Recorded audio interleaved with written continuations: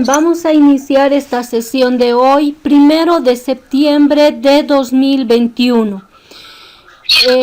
Por favor, les pediría que desactiven su micrófono.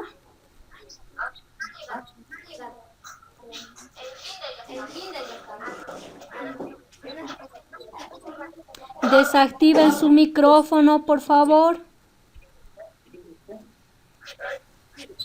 Ya ver, vamos a pedir que desactiven su micrófono.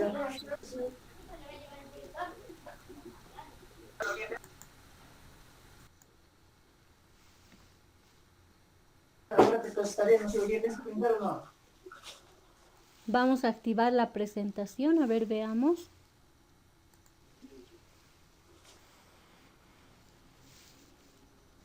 Bien, ¿están observando?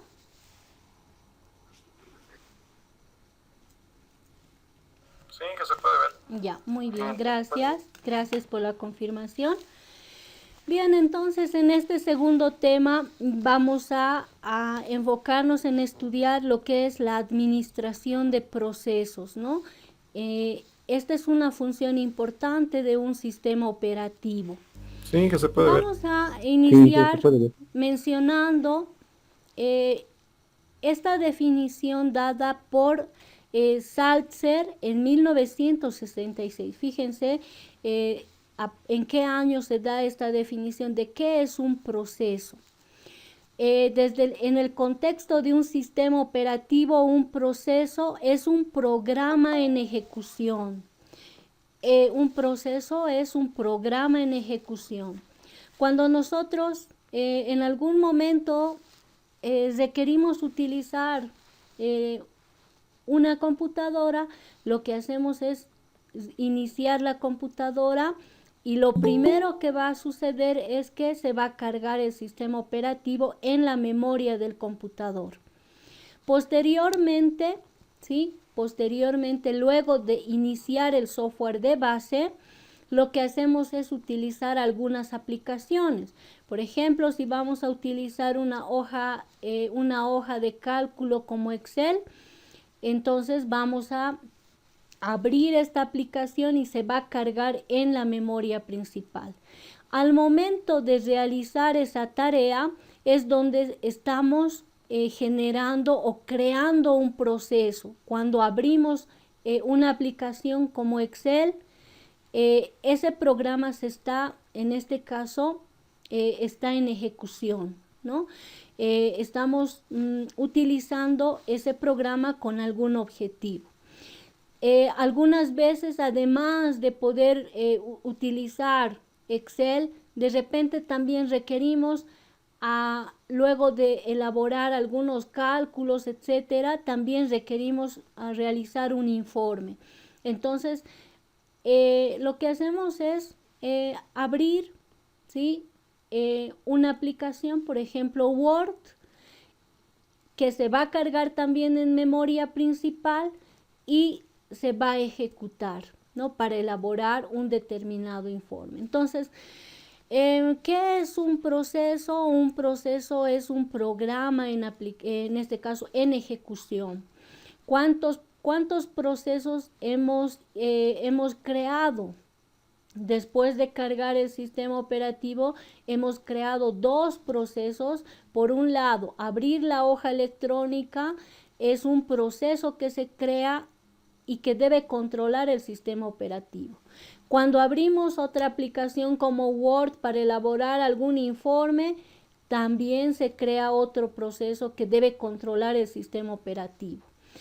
Y bueno, lo que hacemos normalmente es, se nos ocurre revisar nuestro correo electrónico porque estamos esperando algún mensaje, alguna documentación importante que deben enviarnos. Inmediatamente ingresamos al navegador y desde el navegador abrimos el correo electrónico.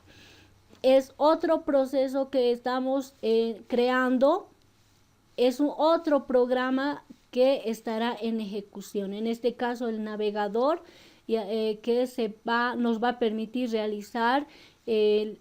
revisar nuestro correo electrónico. Entonces vemos que estos procesos que estamos creando como usuarios, los tiene que ir controlando el sistema operativo. El sistema operativo debe controlar estos procesos, ver en qué momento se están creando estos nuevos procesos y en qué momento están terminando de ejecutarse, ¿no? Si en algún momento de repente no requerimos ya utilizar Excel, entonces cerramos esa aplicación. En ese momento estamos finalizando este proceso, ¿no? Y ¿qué es lo que va a suceder? Que también este proceso que está terminando va a liberar ese espacio de memoria que estaba utilizando, ¿no? Estaba utilizando un espacio en memoria RAM. Muy bien, entonces, en el contexto de los sistemas operativos, cuando hablamos de un proceso, hablamos de programas en ejecución, ¿no? Ahora vamos a comparar, vamos a ver cuál es la diferencia entre estos dos términos, lo que es un programa y lo que es un proceso. Porque de repente cuando indicamos un proceso, es un programa en ejecución, podría venirnos a la memoria o podríamos pensar de que es un programa escrito en algún lenguaje de programación, ¿no? No nos referimos a esto. Cuando indicamos de que un proceso es un programa en ejecución, hablamos de que es una aplicación que se esté ejecutando, ya sea una hoja de cálculo, ya sea un gestor de base de datos, un navegador que lo estamos utilizando, un graficador, etcétera. Son aplicaciones que se están ejecutando. A esto le llamamos un programa en ejecución. Pero en general, cuando nosotros hablamos de un programa escrito en algún lenguaje de programación, los programas escritos en algún lenguaje de programación son estáticos.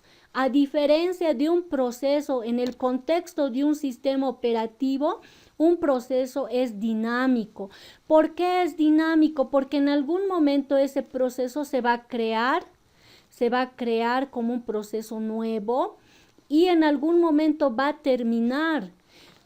Eso sería lo ideal. Pero ¿qué pasa? A veces sucede que de repente algunos tienen el mal hábito de abrir muchas aplicaciones, ¿no? Al mismo tiempo.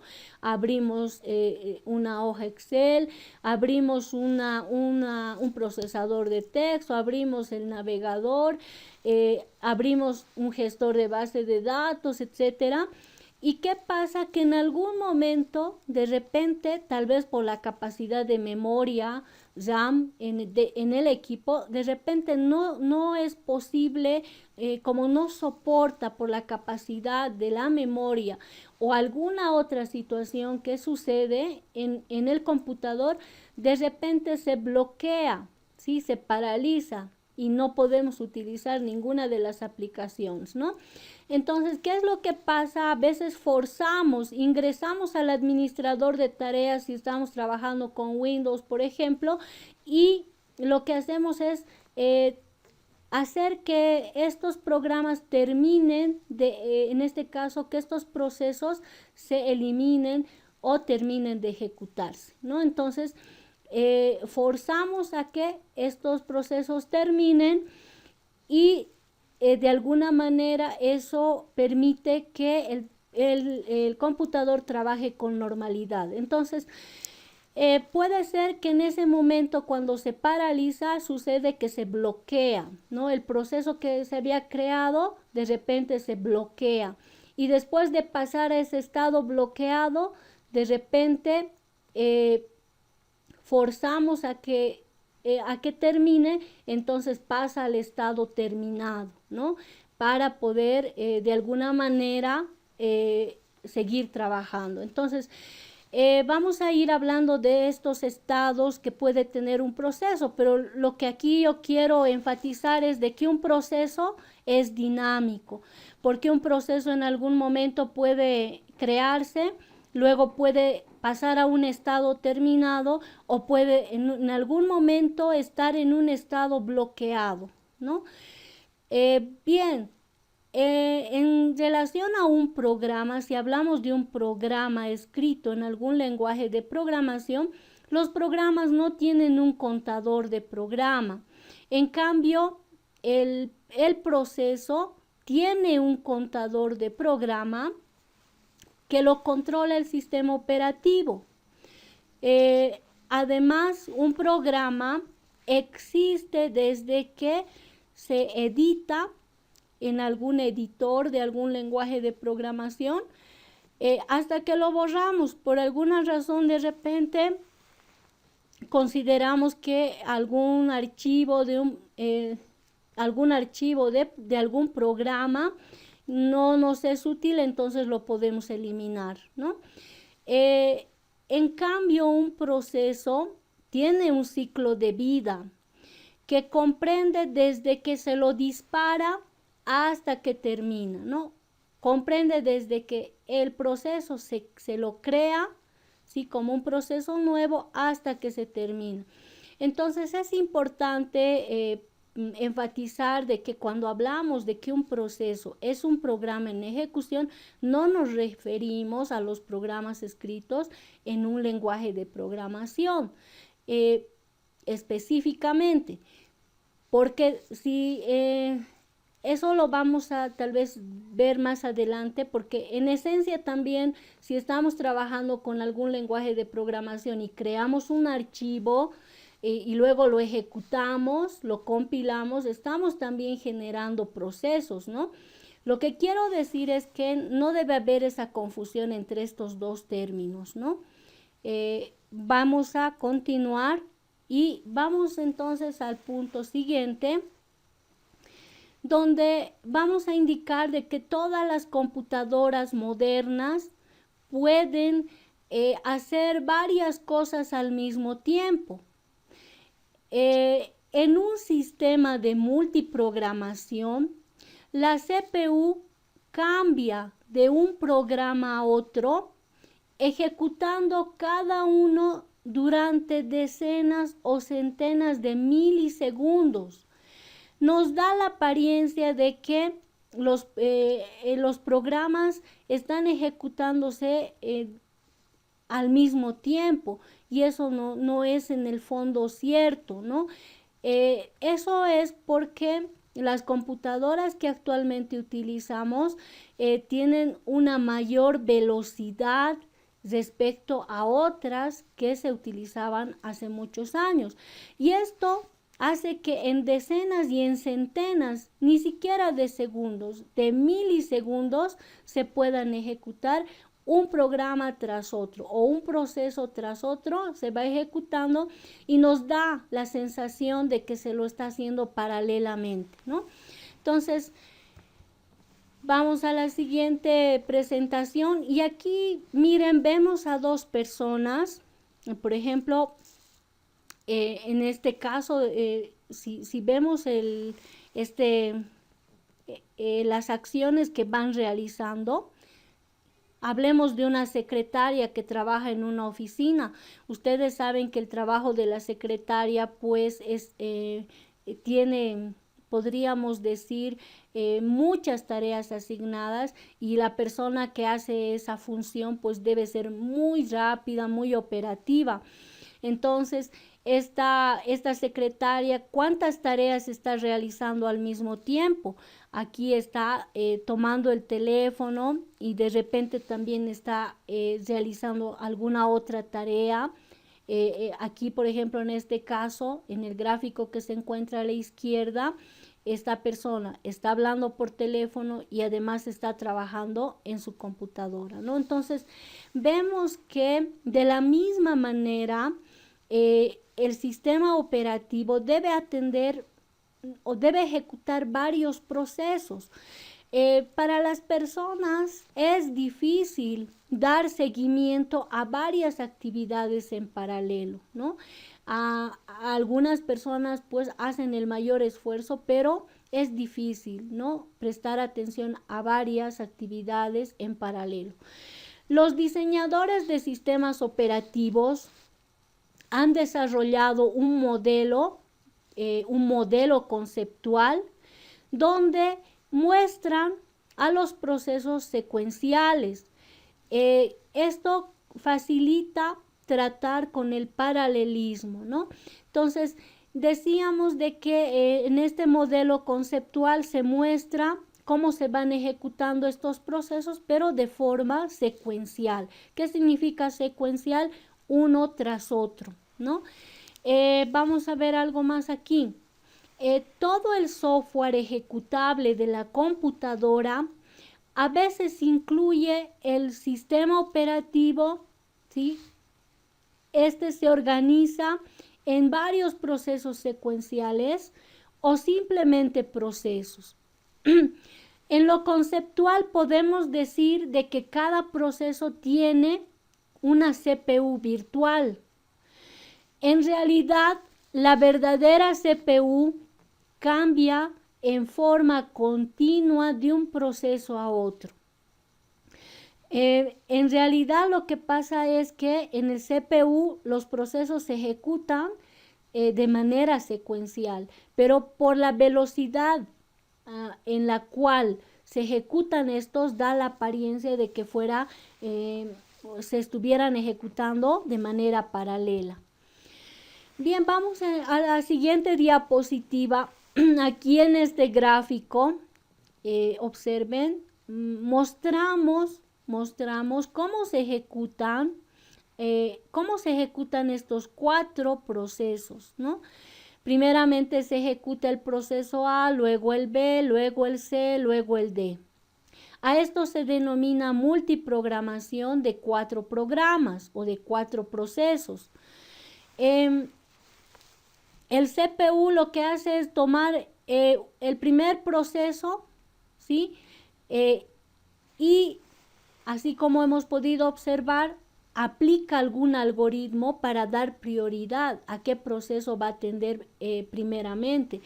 Aquí vamos a simplemente mencionar que estos procesos se van a ir ejecutando A, B, C, D. A este cambio de un proceso a otro, cómo un proceso se ejecuta, termina, luego atiende al siguiente proceso, luego al siguiente, se denomina conmutación de procesos, ¿no? A la forma en la cual el CPU va ejecutando cada uno de estos procesos y dándoles un tiempo, ¿no? Ahora, a la rápida conmutación se denomina multiprogramación. Varios procesos pueden compartir un solo procesador.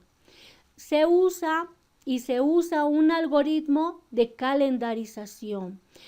Al inicio habíamos mencionado en el video, vimos algunos algoritmos que se utilizan en algunos sistemas operativos como el FIFO, el SJF, SRTF, el algoritmo de round robin, etc. Entonces, vemos que se usa algún algoritmo de calendarización para determinar cuándo hay que dejar de trabajar en un proceso y atender a otro. Entonces, a esa rápida conmutación o cambio de ejecución de un proceso a otro se denomina multiprogramación. Los sistemas operativos son altamente sofisticados, ya que necesitan tener varios trabajos listos para ser ejecutados y deben estar simultáneamente en la memoria principal, ¿no? Estos procesos deben estar listos, luego se están en memoria principal y desde memoria principal se van ejecutando. Con la multiprogramación, la ejecución de los procesos se va solapando en el tiempo a tal velocidad que nos da la impresión de que se realizan en paralelo o nos da la impresión de que se realizan, en este caso, de manera simultánea. Pero esto no es cierto, decíamos, ¿no? Se trata de un paralelismo simulado. La CPU ejecuta concurrentemente, no lo ejecuta simultáneamente. Dependiendo del algoritmo que utilice, da prioridad a un proceso o a otro, y esto para nosotros es un paralelismo simulado, no es simultáneo. Varios procesos en un lapso de tiempo determinado se van a ejecutar de manera alternativa. Vamos a esconder esta parte para ver lo que viene a continuación. Se van a ejecutar alternativamente las partes de múltiples procesos cargados en la memoria principal, ¿no? Entonces, esos procesos están en memoria principal, ¿sí? Listos para ser ejecutados en el CPU. Bien, ¿cuáles son las características de un sistema operativo con multiprogramación?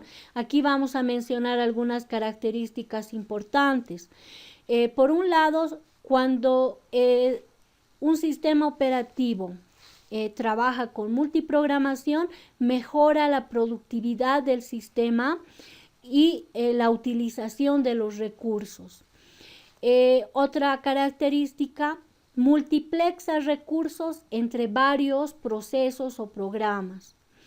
Generalmente soporta múltiples usuarios, ¿no? Esto inclusive se puede observar qué tan importante es cuando contamos con una red informática donde varios usuarios están conectados a la red y en algún momento requieren compartir recursos, ya sea la impresora, ya sea requieren tener acceso al servidor de datos,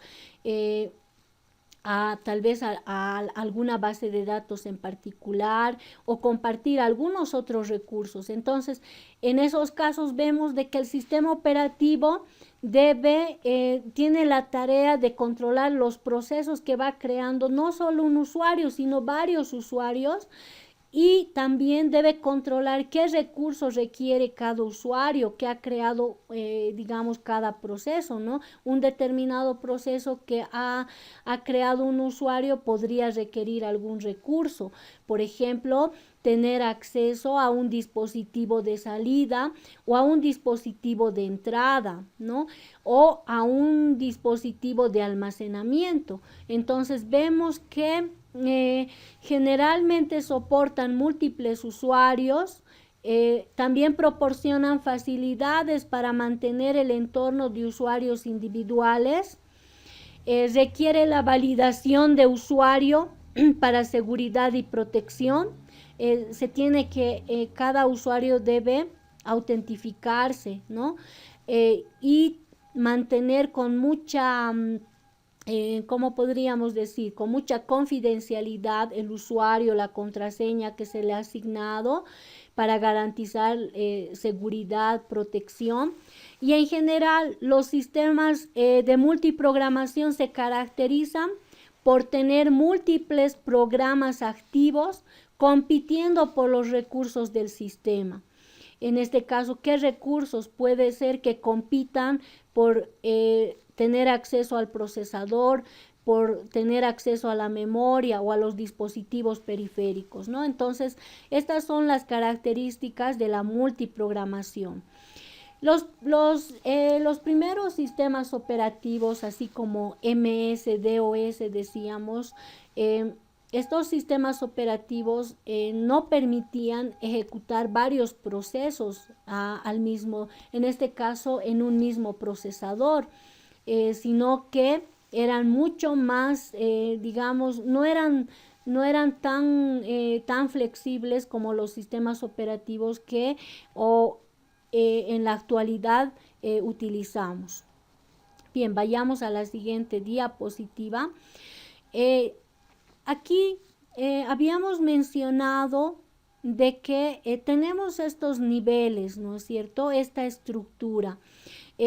Tenemos en este nivel, digamos, en este primer nivel el hardware, y decíamos que nosotros como usuarios utilizamos aplicaciones, pero no tenemos un acceso directo al hardware, sino que las diferentes aplicaciones de software interactúan con el software del sistema, ¿no? cuáles son, aparte del sistema operativo, porque cuando hablamos del software de base, lo que más nosotros pensamos primero es nos imaginamos al sistema operativo, ¿no? En primer lugar. Pero además del sistema operativo, los softwares del sistema pueden ser, por ejemplo, en este caso, los ensambladores, depuradores, compiladores, algunas herramientas de administración de archivos, algunos utilitarios son parte de este software del sistema. Y a continuación, después de este software del sistema, tenemos acá, dentro de esta estructura, a todas las aplicaciones que un usuario pueda requerir en algún momento. Bien, quiero saber si el audio se está escuchando perfectamente. Se escucha, Inge. Ya, muy bien. Vamos a avanzar un poquito más y vamos a ver un video corto que tiene también relación con lo que enseguida vamos a ver.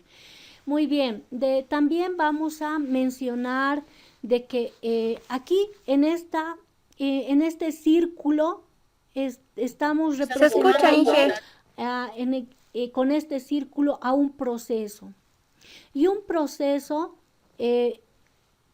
o de un determinado proceso, el sistema operativo para poder tener el control de qué procesos se están creando, qué procesos están en un determinado estado, requieren estos datos. Por un lado, el código, ¿sí? Un identificador de estos procesos, luego los datos, los recursos que se han asignado a ese proceso y si tiene uno o más hilos de ejecución.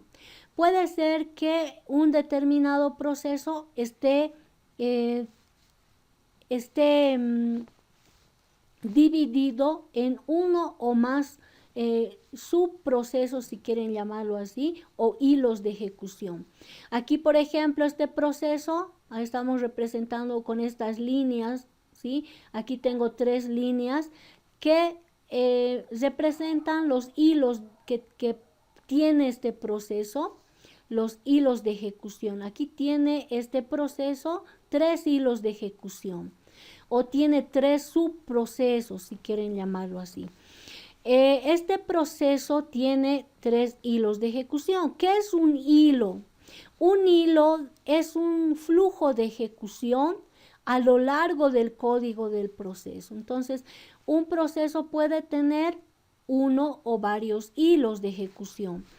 Entonces, y un hilo tiene un hilo o de un determinado hilo de ejecución se requiere un contador de programa, registros y, en este caso, una pila. Bien, vamos a ir a un ejemplo para entender esto, porque a veces parece que fuera muy abstracto y no entendemos exactamente de qué se trata. Tenemos un ejemplo. Vamos a suponer que un usuario abre su navegador, voy a suponer, abre el navegador Google Chrome. Este es un proceso que se está creando. Cuando el usuario abre el navegador, inmediatamente se crea un proceso. Para el sistema operativo, ese es un nuevo proceso que se está creando y que debe controlarlo. Ahora, este proceso puede tener, en este caso, tiene 3 hilos, ¿no? O 3 subprocesos. Cuando el usuario abre su navegador, aquí tenemos un hilo, puede significar un hilo 1, que para manejar los eventos en la interfaz del usuario, ¿sí? Puede ser que el usuario estaba ingresando alguna dirección web y de repente, como la página demora en recuperar imágenes y la información que requiere, de repente como se hace muy pesado, el usuario decide detener la carga de la página. Y esto nos pasa a veces a nosotros también como usuarios. Estamos ingresando a una dirección web y resulta que demora, ¿no? Y lo que decidimos es parar la carga de esa página inmediatamente e ingresar a otra dirección web. Entonces, este sería un hilo de ejecución. Cuando el usuario realiza esa acción, ¿sí?, detiene la carga de la página web, es donde se activa un hilo de ejecución. Vamos al segundo hilo. Para manejar, puede ser que ingrese al navegador y lo que quiera es manejar alguna transacción. Ingresa a algún sistema, no sé, puede ser algún sistema de la empresa donde trabaja o donde debe interactuar con algún sistema web. Entonces ahí es donde se activa desde el navegador otro hilo de ejecución o otro subproceso que debe controlar el sistema operativo. Y tenemos un tercer hilo donde para desplegar o para dibujar la página, cuando el usuario ingresa a una determinada página, lo que hace es desplegar o dibujar una determinada página. Cuando ingresamos una dirección web, esa dirección web, en este caso, esa dirección web es accedida desde el navegador, y cuando el navegador empieza a mostrar las imágenes, empieza a visualizar la información que tiene, también hay un hilo de ejecución que se activa en ese momento, ¿no? Entonces vemos acá de que un proceso puede generar hilos de ejecución o puede tener subprocesos, ¿no? Muy bien. ¿Y esto qué significa? Que el sistema operativo debe controlar el proceso y debe controlar los subprocesos o los hilos de ejecución que en este caso son parte de ese proceso, ¿no? Esto lo debe controlar el sistema operativo. Bien, vamos a la siguiente diapositiva. Aquí vamos a hacer un alto para que no sea, digamos, muy pesado y no sea muy monótono. Vamos a ir a este segundo video y les pediría toda su atención. Es un video corto de la misma manera que el primero. En los tipos de sistemas operativos, y vamos a ir a el siguiente video.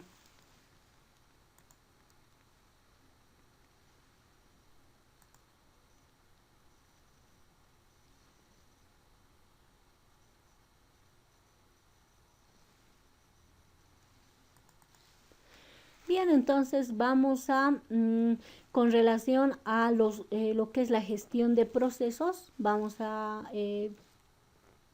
también atender algunos puntos importantes que se van a mencionar, ¿no? Bien, vamos a activar entonces, mientras vamos presentando la diapositiva.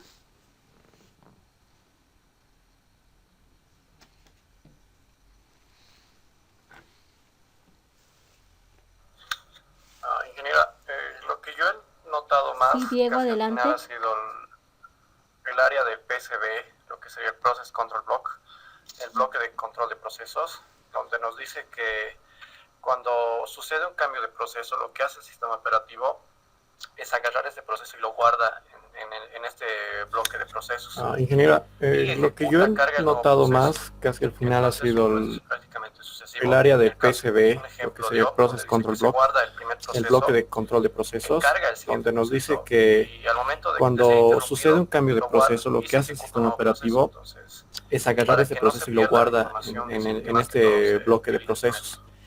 y ejecuta, carga el nuevo el proceso. bloque de control de Entonces, procesos es una prácticamente estructura sucesivo. de En el datos. caso, un En ejemplo de el OR, donde bloque dice de que se control guarda de el primer procesos proceso, está la información carga de el siguiente cada proceso, proceso, ¿no? y al momento de ser Está interrumpido, bien, lo pero guarda y se ejecuta habría un que nuevo proceso. aclarar de Entonces, que para que no se pierda la es una información, estructura dice de que más que todo datos. se utiliza Bien, este método. vamos entonces a lo que son los tipos de sistemas operativos. Vamos a mencionar 3 tipos de sistemas operativos. Tenemos como el primer tipo los sistemas operativos de un único proceso con un único hilo.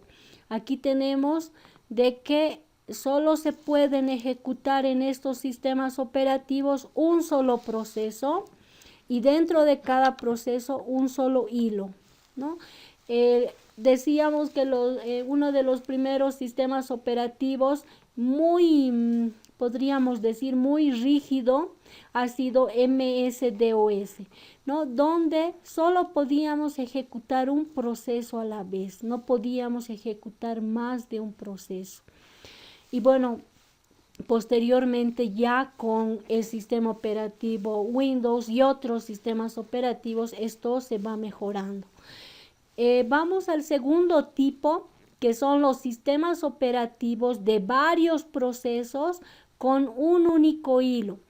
Estos sistemas operativos aceptan la ejecución de varios procesos, pero solamente está restringido a que solo pueden tener un hilo de ejecución, ¿no?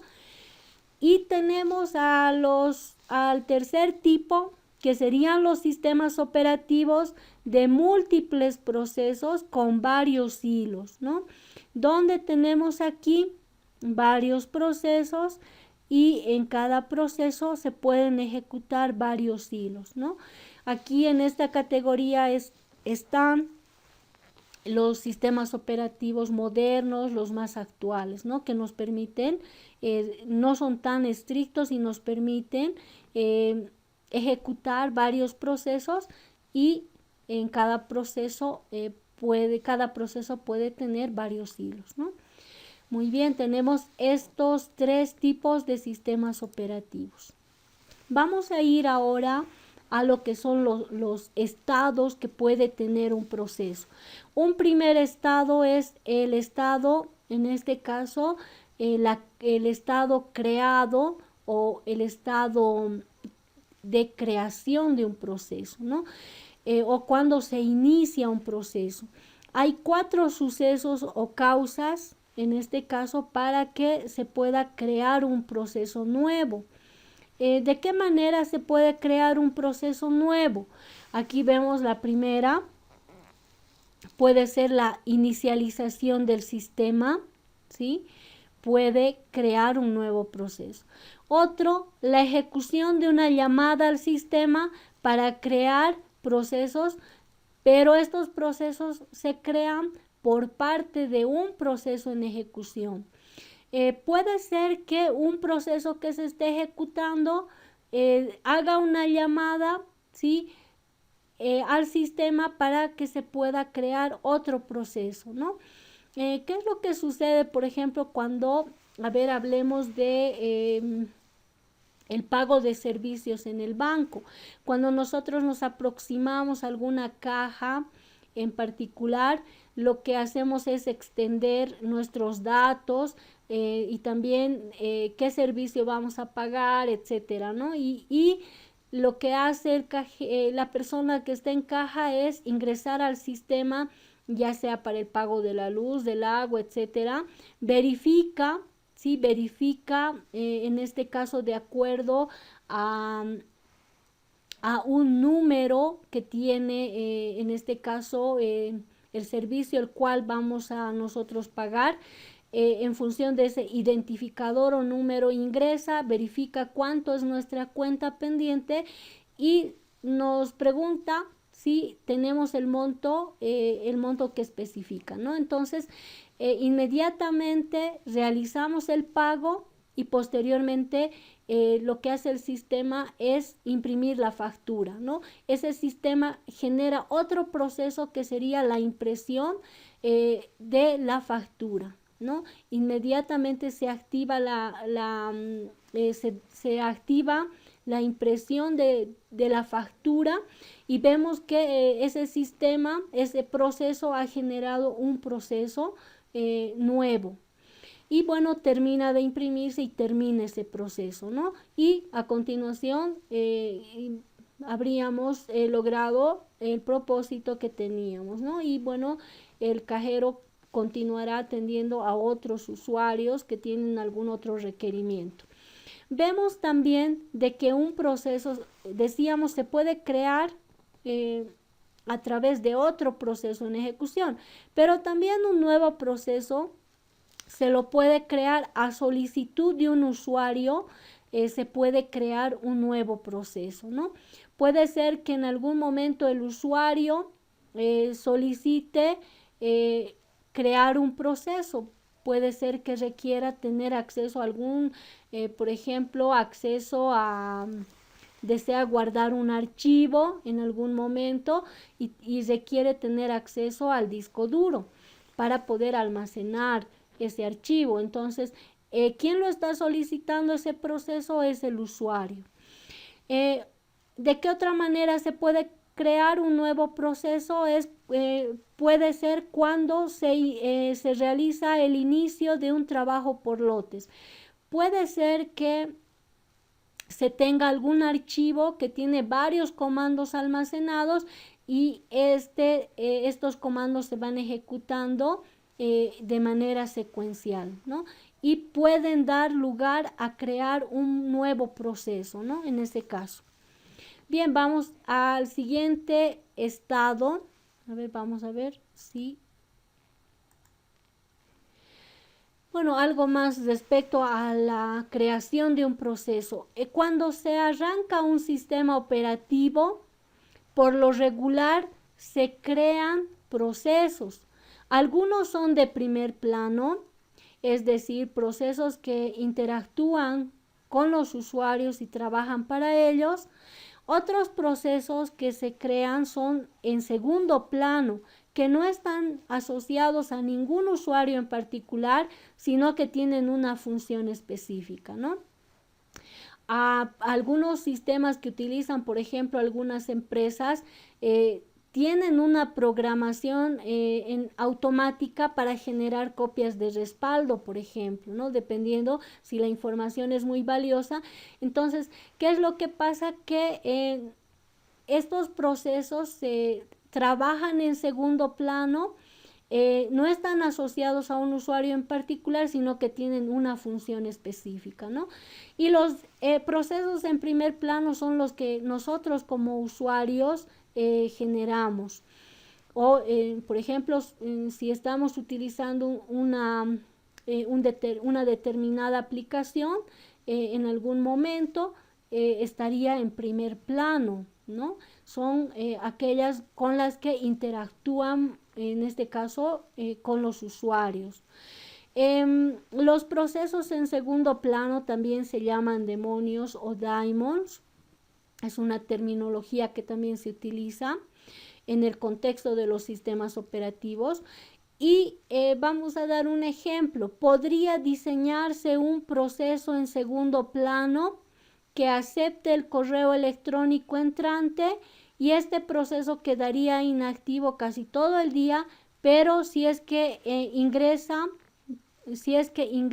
un nuevo mensaje o un nuevo correo electrónico, se activaría, ¿no? Se activaría repentinamente si llegara un mensaje, ¿no? Este proceso en segundo plano. Bien, entonces, con relación a lo que es el proceso, vamos a indicar algo más. Es común que un proceso en ejecución emita llamadas al sistema para poder crear uno o más procesos que le ayuden en su labor. Eso decíamos, ¿no? Algunos sistemas lo que hacen es generar otros procesos para completar su trabajo. Invocan, por ejemplo, decíamos en el caso de un sistema, ¿sí? Un sistema para el pago de servicios, son cuando el usuario realiza el pago, inmediatamente también debe extender la factura, ¿no? Debe realizarse ese proceso de impresión. Y pueden haber también no solo el caso de que se pueda crear un proceso, sino uno o más procesos, ¿no? La creación de los procesos tiene una gran utilidad cuando el trabajo que se va a realizar puede formularse de manera fácil a partir de varios procesos relacionados, ¿no? Eso sobre todo cuando se trata de los sistemas, por ejemplo, se trata de modularizar y cada módulo tiene una función específica, ¿no?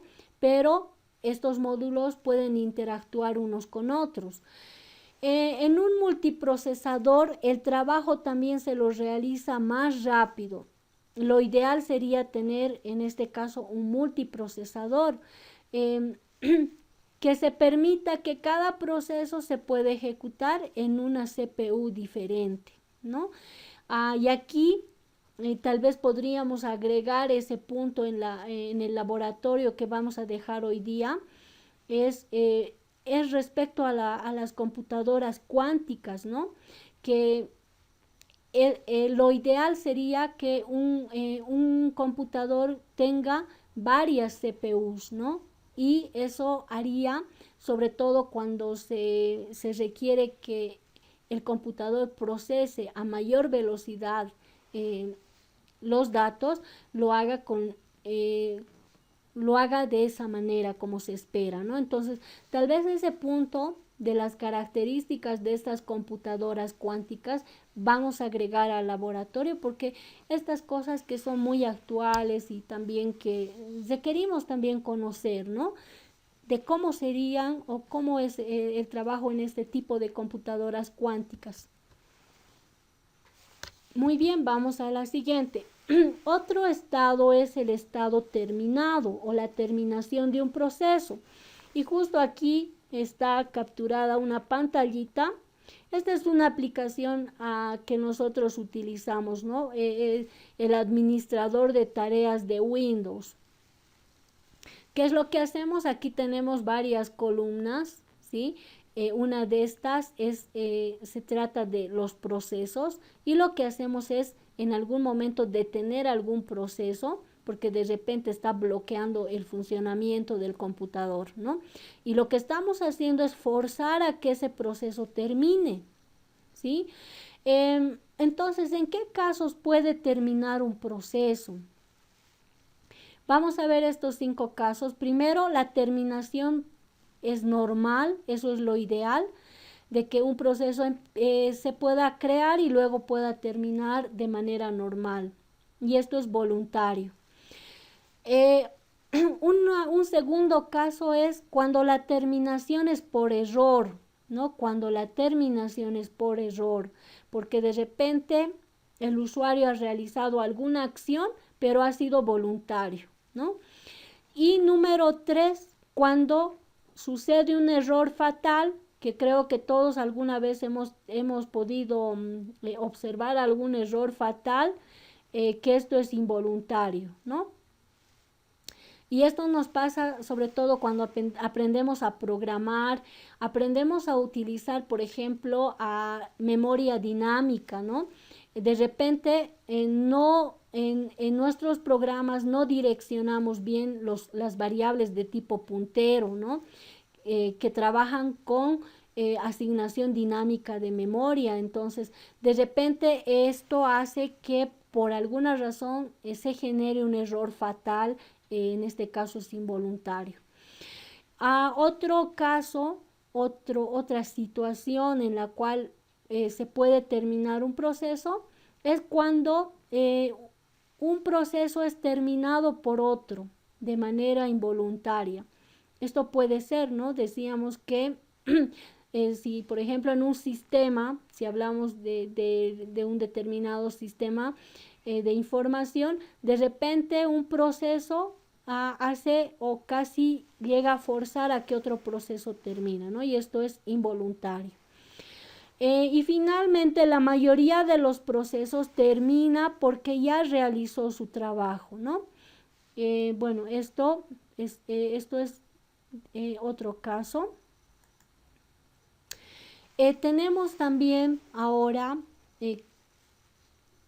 tenemos que mencionar los estados. Hemos hablado cuándo un estado se puede crear y cuándo un estado puede, cuándo un proceso puede crearse y cuándo un proceso va a terminar, ¿no? Entonces, hablemos ahora respecto a los estados, ¿no? Una vez que se crea un nuevo proceso, ¿a qué estado puede pasar ese proceso nuevo? Un proceso es dinámico. A medida que se ejecuta puede cambiar. Eso decíamos que es una característica de los procesos que son dinámicos. Cada proceso mínimamente puede estar en los siguientes estados. Un proceso cuando se crea puede estar en el estado ejecutándose, running, puede estar en el estado bloqueado, blocked, o puede estar en el estado listo, ready. Entonces vemos que un proceso puede estar en uno de estos estados. A ver, vayamos a ver esta siguiente diapositiva. ¿Cuándo se encuentra un proceso en el estado ejecutándose? Un proceso, en este caso, se encuentra en este estado cuando está ejecutándose en el CPU. A eso le llamamos estado ejecutándose.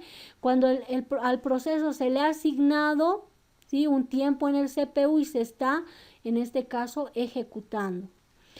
Ahora, y justo aquí está el estado ejecutándose, ¿no? Si este proceso se termina de ejecutar en el CPU, aquí está en color verde, entonces si termina sin ningún problema de ejecutarse, pasa a finalmente el proceso estaría terminando, ¿no? Tendríamos el proceso finalizado. Pero puede ser que al ejecutarse un proceso, puede darse el caso de que pase a este estado, que tiene un sinónimo, en espera, o este estado que se llama bloqueado. Puede ser que al ejecutarse en algún momento, ¿sí?, pasa al estado bloqueado temporalmente, ¿no? Porque puede ser que de repente se genere alguna operación, por ejemplo, de alguna solicitud del usuario, tal vez de realizar alguna operación de entrada-salida, por ejemplo, ¿no? Entonces vemos que del estado ejecutándose puede pasar al estado bloqueado o en espera. ¿En qué consiste este estado? El proceso está esperando que ocurra algún evento y la finalización, por ejemplo, de una operación de entrada-salida puede ser, ¿no? Espera un momento, ¿sí? Espera un momento o está bloqueado temporalmente y tenemos el siguiente estado que sería listo. Un proceso, este es un proceso que no está asignado a la CPU, pero está listo para ser ejecutado, ¿no? Este proceso que está bloqueado, ¿sí?, bloqueado temporalmente, en este caso va a pasar, aquí hay una flecha de ida y de vuelta, aquí me faltó una flecha, puede pasar al estado listo y del estado listo luego puede ejecutarse, ¿no? O sea, hay esa relación. Del estado en ejecución puede pasar al estado bloqueado y del estado bloqueado puede pasar al estado listo y del estado listo al proceso o al estado ejecutándose. Bien, este es un diagrama de transición de estados, ¿sí? De Multics, según, en este caso, Vysotsky, Corbató y Graham, ¿no? Ellos proponen este diagrama de transición y muestran cómo se relacionan los estados posibles. Ahora, en este gráfico tenemos de que aquí está un proceso nuevo y aquí está un proceso terminado. Cuando tenemos un proceso nuevo, puede pasar por alguno de estos alguno de estos estados, ¿no? Y en algún momento va a terminar ese proceso, ¿no?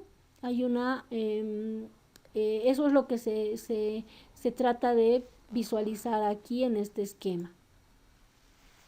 Bien, como a veces entendemos mejor con los ejemplos, a ver si en este gráfico podemos observar. Miren, aquí tenemos enumerados los eventos que pueden suceder y aquí está, en este esquema estamos viendo, por ejemplo, dice el proceso se bloquea para esperar una entrada, el número 1, voy a ir aquí. Miren, el proceso se estaba ejecutando y de repente, aquí está el número 1. ¿Cuál es el evento que sucede? El proceso se bloquea. Estando en ejecución, el proceso se bloquea y pasa al estado bloqueado. Vamos al número 2.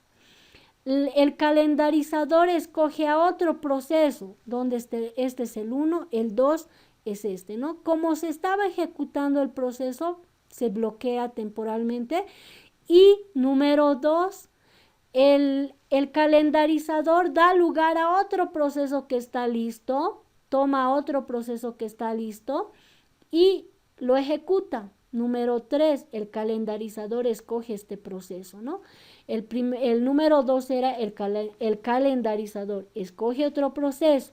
¿Y cuál es ese proceso? En este caso vamos a suponer que es este, que está listo, luego se ejecuta. Y número 4, ya hay entrada disponible. Y número 4, este proceso que estaba bloqueado, ahora pasa al estado listo y del estado listo pasa al estado en ejecución, ¿no? Esto nos trata de mostrar el orden en el cual puede pasar un proceso de un estado a otro. A ver, vayamos a ver, me parece que hay otro gráfico. En este esquema vamos a observar de que según Stallings, el año 2008, considera los sistemas operativos modernos y considera que además de los 3 procesos que ya hemos mencionado, deberían considerarse a otros procesos. Por ejemplo, aquí tenemos un proceso que se ha creado, ¿sí? Y este proceso creado pasa a un estado de espera, ¿sí? O bloqueado. Bueno, acá está en un estado de espera o listo, ¿no? Así como en el anterior esquema, este era el estado listo. Y si está listo puede ejecutarse, ¿no es cierto? Puede ejecutarse o si está listo puede bloquearse. Y si está bloqueado, según en este caso, si está bloqueado, en algún momento va a pasar a este estado nuevamente y luego se va a ejecutar. Pero no hay por ejemplo, si un proceso está bloqueado, no puede pasar directamente a ejecución. Tiene que pasar al estado listo y del estado listo luego va al estado en ejecución. Eso es algo importante, ¿no? Y si el proceso se ejecuta, entonces finaliza, ¿no? En algún momento. Todas estas tareas se llevan en la memoria principal, se puede observar estos cambios de estado. Pero no sé si han prestado atención en el segundo video que hemos observado. También el expositor hablaba de estos 2 estados, ¿no? ¿Cuáles serían nuevos aquí con relación al anterior diagrama?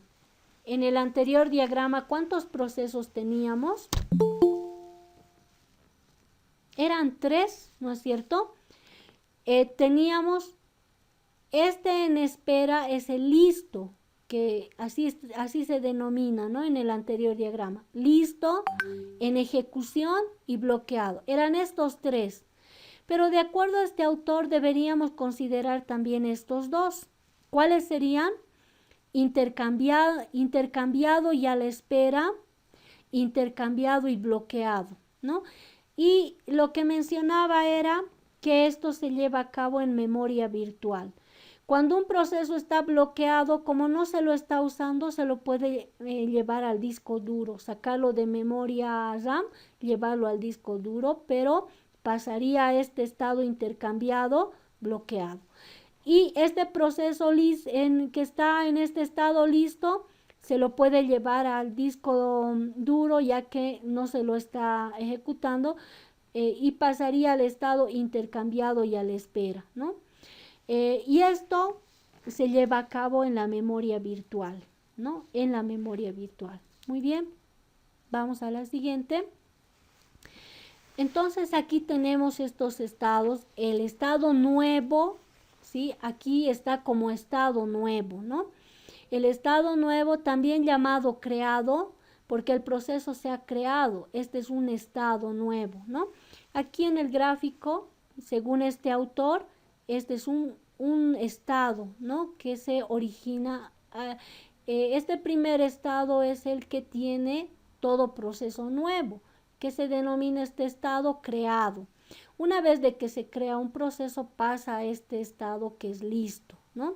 O así lo llamamos anteriormente, o en espera. Y finalizado, cuando finaliza un proceso también cambia de estado, y según este autor deberíamos considerar este estado finalizado o terminado. Bien, entonces aquí tenemos nuevo, es un estado, es también llamado creado porque el proceso se está creando, a eso le llamamos el estado nuevo. Listo, ¿sí? Listo, es un proceso que no está asignado, no se le asigna a la CPU, pero está listo para ejecutarse en la memoria principal. Tenemos otro estado que es el bloqueado. El proceso está esperando que ocurra algún evento, por ejemplo, la finalización de una operación de entrada-salida, ¿no? Entonces tenemos el proceso bloqueado. Está bloqueado temporalmente. Luego tenemos aquí un estado que es terminado, un proceso que se ha detenido en su ejecución, pero el sistema operativo aún, en este caso, cuando el sistema operativo aún mantiene el registro de este proceso que ya ha terminado, en el sistema operativo Unix, a estos procesos que han terminado, pero todavía los registros de esos procesos todavía están, ¿sí? Están almacenados. En Unix, en este sistema operativo, a estos procesos se les denomina zombies. Bien, vamos al siguiente estado. Hay dos estados más en los sistemas que cuentan con memoria virtual. El estado intercambiado y esperando y el estado intercambiado y bloqueando. El estado intercambiado y esperando también es llamado suspendido y esperando. Fue sacado de la memoria principal, ya que en este caso no se está ejecutando y se lo almacena en memoria secundaria, ¿no? Se lo lleva al disco duro. El estado intercambiado y bloqueando o suspendido y bloqueado es un proceso que estaba bloqueado, también puede pasar a residir en un área de intercambio. Ese proceso bloqueado se lo puede llevar también a memoria secundaria, se lo puede llevar al disco duro. Entonces tenemos estos dos estados más que se mencionan según Stanley. Bien, quiero saber si el audio está llegándoles perfectamente. Sí, licenciada, se me escucha bien. Ya, muy bien, gracias.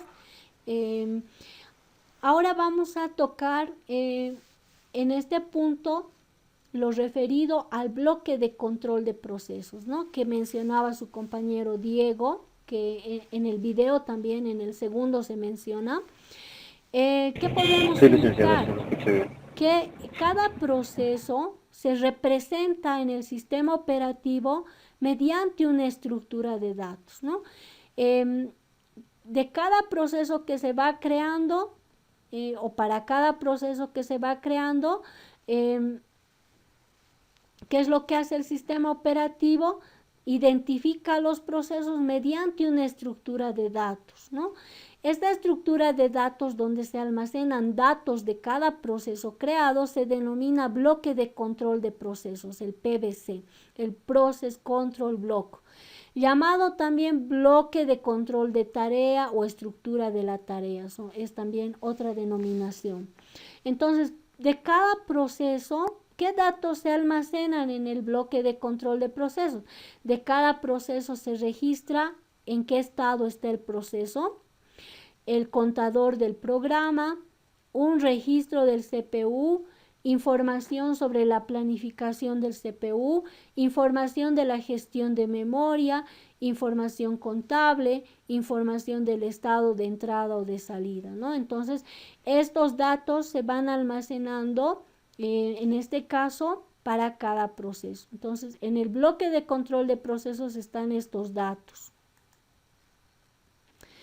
Bien, en cuanto a la implementación de los procesos, para implementar un modelo de procesos en un sistema operativo, se crea una tabla de procesos, un arreglo de estructuras con una entrada por proceso, ¿no? Eso habíamos indicado de que se crea una estructura de datos.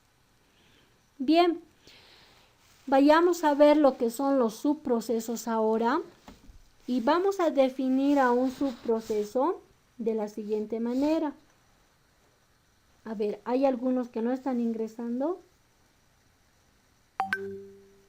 Hay siempre alguien que está en otra situación. Pensé que había alguna persona que no estaba siendo admitida o algo. Muy bien, entonces decíamos de que todo proceso puede estar formado por subprocesos o hilos. ¿Qué es un subproceso? Un subproceso es una secuencia de tareas encadenadas, muy pequeñas, que pueden ser ejecutadas por un sistema operativo. Entonces, son tareas que están relacionadas o encadenadas y son tareas pequeñas y que forman parte de un proceso. Ahora, a los subprocesos se les llama hilos, ¿sí? En su denominación en inglés, o se les llama hebras, ¿sí? O procesos ligeros o subprocesos, ¿no? Son sinónimos que se utilizan. Es importante entender de que, por ejemplo, aquí tenemos tres procesos, ¿sí? Tres hilos. Y estos hilos son parte del proceso 1, tiene estos 3 hilos de ejecución. O aquí en este gráfico creo que está mejor. Tenemos aquí el proceso que tiene 3 hilos, ¿no? 3 hilos o subprocesos si quieren llamarlo así. Bien, la destrucción de los hilos antiguos por los nuevos es una característica que no permite a una aplicación realizar varias tareas a la vez de manera concurrente, ¿no? Como un proceso puede tener varios hilos o subprocesos, ¿qué es lo que tiene que pasar? Que cada subproceso tiene que ir terminando, ¿no? Para poder ejecutarse, ¿sí? Cada uno de estos procesos, de estos hilos antiguos, deben destruirse y deben ser, en este caso, ser reemplazados por los nuevos. Los distintos hilos de ejecución comparten una serie de recursos, ¿no? Una característica de los hilos de ejecución o subprocesos es que pueden compartir recursos. El espacio de memoria puede ser un recurso compartido, los archivos abiertos, una situación de autenticación. Esta técnica permite simplificar el diseño de una aplicación que debe llevar a cabo varias funciones, ¿no? Entonces, cuando se definen subprocesos, estos subprocesos de alguna manera permiten que se pueda compartir ciertos recursos. Ahora, un hilo es simplemente una tarea que puede ser ejecutada al mismo tiempo que otra tarea. el hecho de que los hilos de un mismo proceso compartan recursos hace que cualquiera de estos hilos pueda modificar estos recursos, ¿no? Cuando un hilo modifica un dato en la memoria, los otros hilos acceden a ese dato modificado inmediatamente, ¿no? Puede ser que estos subprocesos compartan memoria y al compartir memoria puede ser que cambien algunos valores, ¿no? De algunos datos. Entonces, como comparten memoria, esto facilita, ¿no? De que puedan estar pendientes de los cambios que se van realizando. Bien, el proceso sigue en ejecución mientras al menos uno de sus hilos de ejecución siga activo. ¿Cuándo va a terminar un proceso completamente? Cuando todos los hilos que tiene o todos los subprocesos terminen. Cuando un proceso finaliza, todos los hilos de ejecución también han terminado. Asimismo, en el momento en que todos los hilos de ejecución finalizan, el proceso no existe más y todos los recursos son liberados, ¿no? Eso es algo importante. Bien, hemos llegado a este punto y aquí es donde vamos a hablar respecto a los problemas clásicos de comunicación de procesos, ¿no? Los procesos pueden comunicarse entre sí, ¿no? Al ejecutarse puede ser que se comuniquen unos con otros. Ahora, en los sistemas operativos existen problemas interesantes que se han ido estudiando, se han ido analizando de manera amplia, con la finalidad de poder ver de qué manera se pueden resolver algunos problemas de comunicación. Entre los tres problemas más conocidos están el problema de la cena de los filósofos, el problema de los lectores y escritores y el problema del barbero dormilón. Entonces, aquí en la nota indica de que van a realizar su primer laboratorio y lo que tienen que hacer, van a tener una parte teórica y una parte práctica.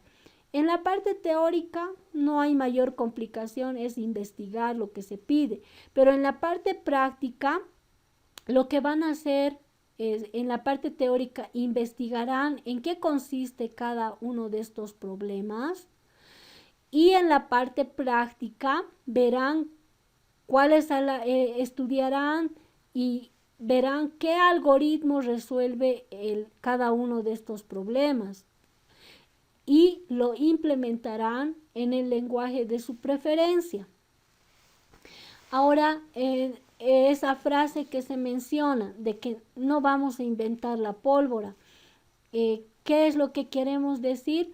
Que si ustedes hacen una búsqueda de información en internet, hay bastantes documentos y también bastantes sitios donde ya se han resuelto estos problemas, ya se han propuesto algoritmos y lo que ustedes harían es tomar esos algoritmos y crear su propio programa. Entonces, vamos en este punto, ¿sí? Vamos a mencionar cuál es este laboratorio, ¿no? ¿Cuál es este laboratorio que estaríamos dejando? Vamos a ver, voy a compartirles el laboratorio. Bien, entonces ya como laboratorio, ¿sí? Número 1, vamos a fijar como fecha de entrega de este laboratorio el siguiente miércoles, que sería 8 de, a ver, no es agosto, es septiembre, ¿no? Revisen, por favor, ¿es 8 de septiembre o está incorrecto?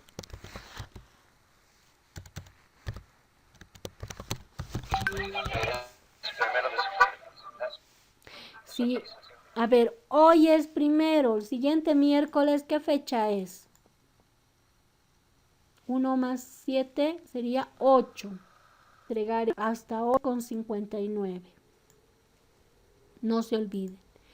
Ahora, Lo que vamos a hacer para los laboratorios lo pueden hacer en grupos de 2 personas, por eso acá están 2 líneas.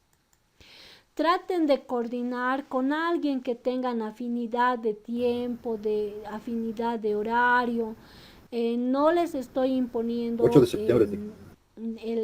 Los grupos, o lo hacen individual o lo hacen con alguien más. Tal vez para poder, para que sea también un trabajo productivo y que realmente formen un buen equipo de trabajo, pues se dé esta posibilidad de que también haya un buen resultado si lo van a hacer 2 personas.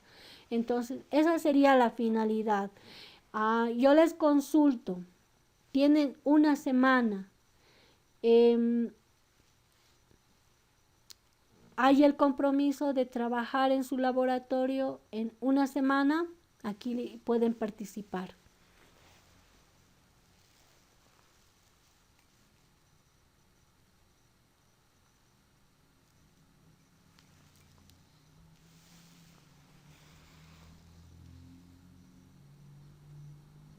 Bien, si está todo bien, continuamos, no habría problema, pero los escucho.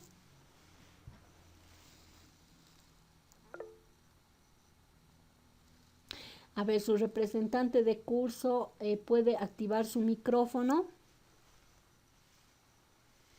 Ingeniera, ¿me escuchan? Sí, adelante, Giliard. No sé si nos podría dar más tiempo, ya que fue la anterior semana, como indicaba, no sé si nos podría dar más tiempo. Ya, pero esa cantidad de tiempo pues no puede ser muy extenso, ¿no? A ver, ¿cuál sería la propuesta?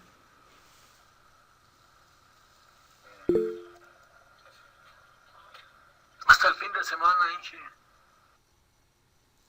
Dicen hasta el fin de semana. O sea, Ingeniera, de esa misma... no entiendo la propuesta de Ronald. A ver, ¿cuál es la propuesta, Ronald? Más mientras tiempo, Giliard también piensa. fue la anterior semana, como indicaba, no sé si nos podría dar más tiempo. Hasta el fin de semana de la otra semana, ingeniera. Ya, hasta el 10. Ya, unos días más. Ya, a ver, dicen hasta el 10. Ya, a ver, escucho a algunos de sus compañeros también participen. Hasta el fin de semana, Ingeniera, Sí, Rommel. yo creo que, ingeniera, habría que ver la magnitud del trabajo, porque usted dice ahí que tenemos que agarrar un código ya creado, ¿no? Pero tendríamos que buscar en qué forma lo podemos implementar o en qué forma podemos agarrar. Hasta el fin de semana de la otra semana, ingeniera. Porque yo creo que lo veo un poco difícil, así que para mí yo creo que sería esta y la siguiente semana, así para hacerlo algo bien y informarnos un poco más, ¿no? del Ingeniera, trabajo que nos está dando. Ya, a ver, alguien más. yo creo que, ingeniera, habría que Su ver la compañero magnitud Rommel del trabajo, porque usted dice ahí deberíamos que ver la tenemos que agarrar magnitud. Pero bueno, código los ya creado, ¿no? algoritmos Pero ya están tendríamos que planteados. buscar Ahora, hay en sitios qué donde forma ya lo podemos van a implementar o encontrar en qué forma podemos inclusive agarrar programas en ese código Java, para solucionar, programas en porque C++, yo creo que lo veo un poco programas difícil, en así que algunos lenguajes. para mí yo creo que sería Aquí lo esta y la que me siguiente semana, así interesaría sobre para hacerlo todo, si van a algo bien y reutilizar, informarnos digamos, un poco más, algunas ¿no? ideas o van a reutilizar, porque en algunos del trabajo sitios que nos hasta está los dando. programas fuente nos dan acceso. Lo que me interesa es que tengan claro cuál es el problema y cómo se está resolviendo ese problema. Ahora, hay algunos que dicen, tengo el algoritmo y yo voy a crear mi propio programa y lo voy a personalizar, y eso está muy bien, esa iniciativa también es muy valorable. Entonces, lo que sí, si vamos a dar, según Ronald, 2 semanas, tendrían que estar listos para defender su trabajo, porque es importante que tengan claro cuál es el problema y también sepan explicar cuál es la solución que le han dado con el algoritmo, ¿no? Esa sería la condición para ampliar un poco más. Igual, ¿no? Si fuera una semana, igual habría la defensa, solo que si tienen una semana más, no tendría que haber excusas o solicitar más plazo. A ver, veamos. Estaríamos hablando de que este trabajo lo harían. A ver, están solicitando hasta el 15 de septiembre, ¿no? 2 semanas. Y con la finalidad de que si lo hagan, se den todo el tiempo para presentarlo, etcétera, podría ser un plazo razonable, ¿no? Algunos dicen hasta el viernes y bueno, no les caería mal unos días más y ampliarlo hasta el 15. Pero lo que me interesaría sobre todo es que haya un resultado y que hagan un buen trabajo de investigación en la parte teórica y luego también en la parte práctica, ¿no? Sepan cuál es el algoritmo y cómo se está resolviendo estos 3 problemas. Bien, ¿alguien más?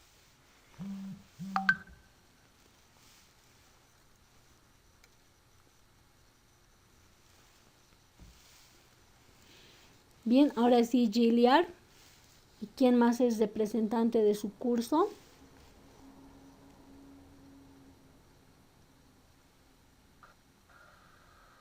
Sí, ingeniera. Bien, estaríamos, una posibilidad es ampliarlo hasta el 15, pero la condición es de que estén listos para defender su trabajo. 15. Podría ser ingeniera. O también podría ser lo que es hasta el 12, como indican mis compañeros también. Ya, pero está bien, o sea, yo por mi parte considero que es razonable, si aumentamos unos 3 días más no hay tanto problema, pero sí prepárense para su defensa Sí, ingeniera. Y al momento de exponer lo hagan bien, ¿no? Que lo hagan bien, eso es lo importante, ¿no? Y lo que van a hacer es, el día que les toque defender, vamos a hacer un cronograma en base a los que vayan enviando su trabajo. Podría ser ingeniera. Vamos a hacer un cronograma y ya miren cuántos semestres están con cursos virtuales. Sin problema deberían compartir su pantalla, explicar, no tener ningún temor, evitar, digamos,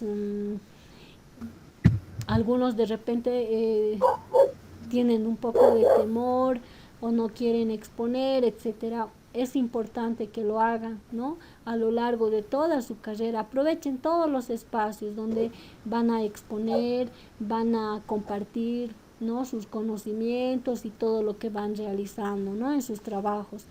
Entonces, eso por favor como una recomendación. Bien, ¿alguien más? Estaríamos entonces definiendo como plazo de entrega. Tienen 2 semanas, ¿no?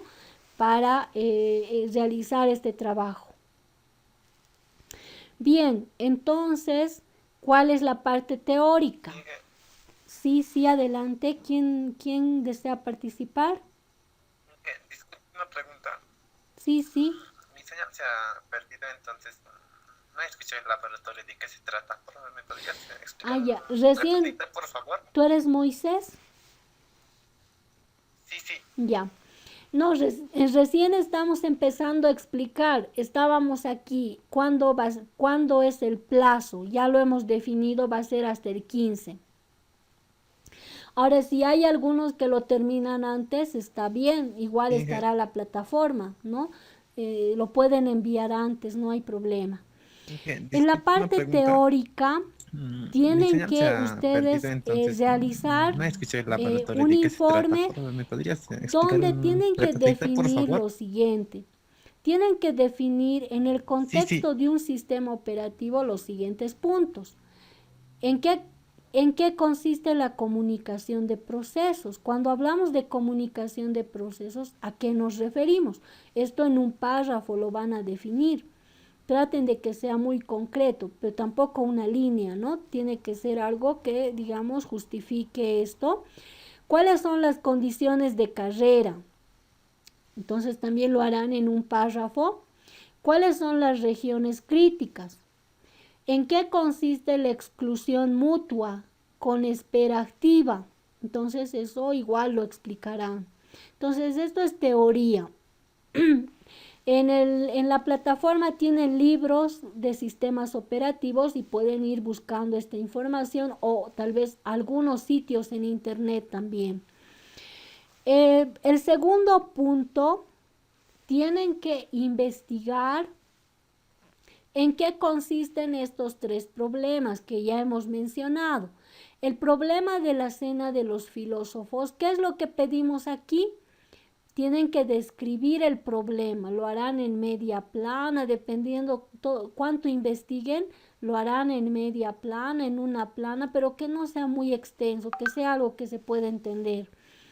Y en segundo lugar, tienen que explicar cómo se aplica este problema en el contexto de un sistema operativo. Si lo aplicamos a un sistema operativo, ¿cómo se aplica este problema en el contexto de un sistema operativo? ¿No? Este es un problema, estos dos puntos deben incluir para cada uno de los problemas. Lo mismo... disculpe, entrecortado se le escucha, pero soy yo. Ya vamos a volver a ajustar a ver el audio de modo que entiendan. Ya vamos a repetir. Primero dijimos de que vamos al siguiente. Tienen que investigar, aquí está enumerado, por ejemplo, sobre el problema de la cena de los filósofos, tienen que describir en qué consiste este problema y explicar en el siguiente punto cómo se aplica este problema. Disculpe, entrecortado se le escucha, pero soy yo.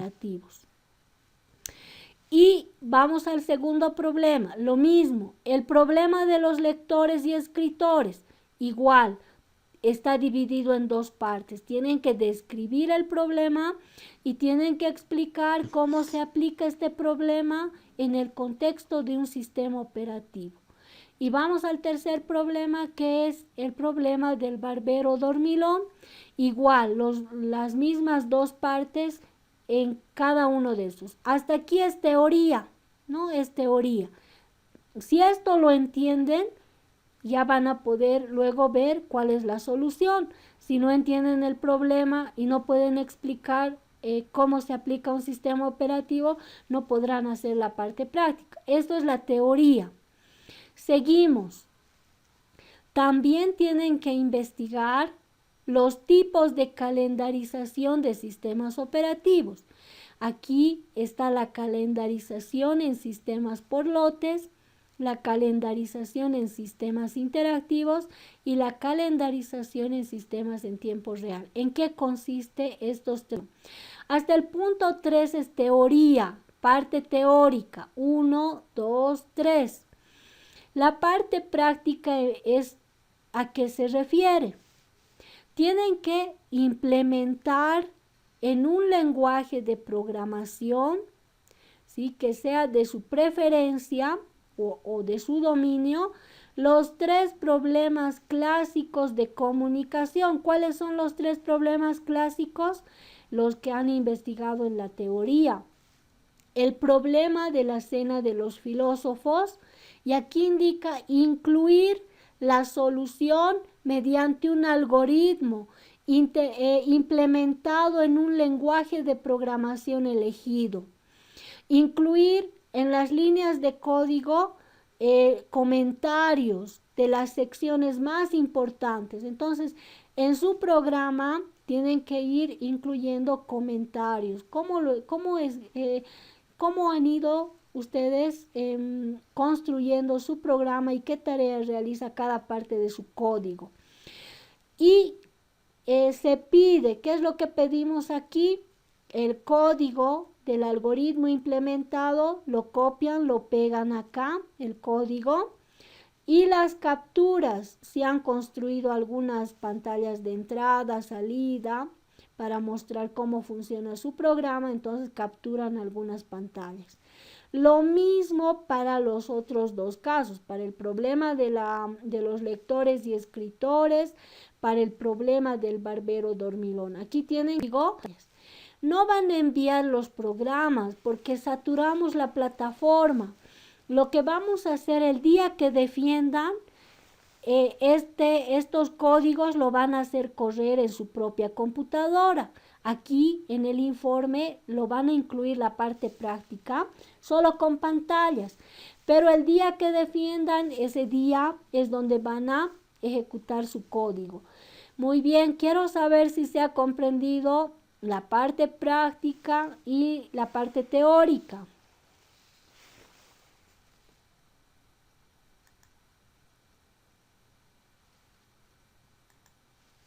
Bien, los escucho.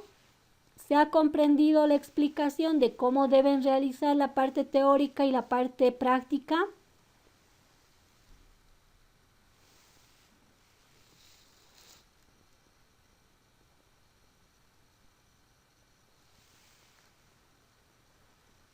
Disculpe, creo que no soy el único.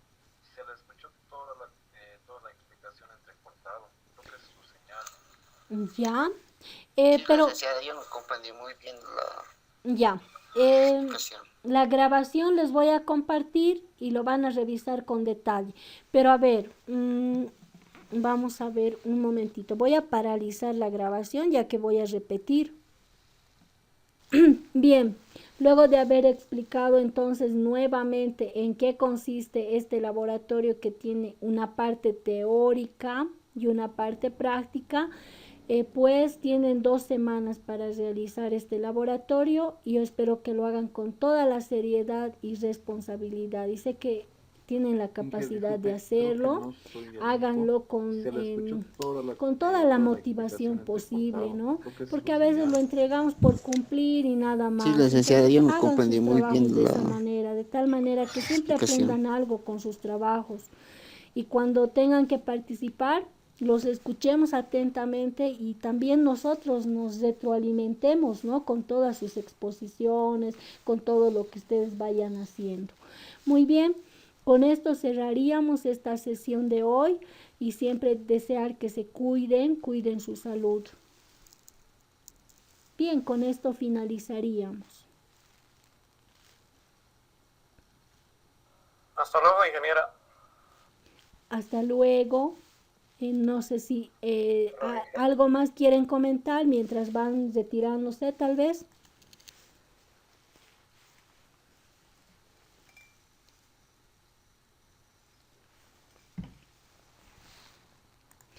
Bien, también pedirles de que revisen la plataforma y por favor, algunos ya están saliendo, un momentito. En el chat me ponen su nombre completo, por favor. Ya esa es mi forma de controlar quiénes son los estudiantes regulares. Les pediría que antes de irse en el chat, su nombre completo. Bien, hasta luego, ingeniera. Eso, por favor, mándenmelo. En cada clase, casi al finalizar, Te lo dije. en el momento que les indique, les voy a pedir de que registren, porque ese es un control también importante.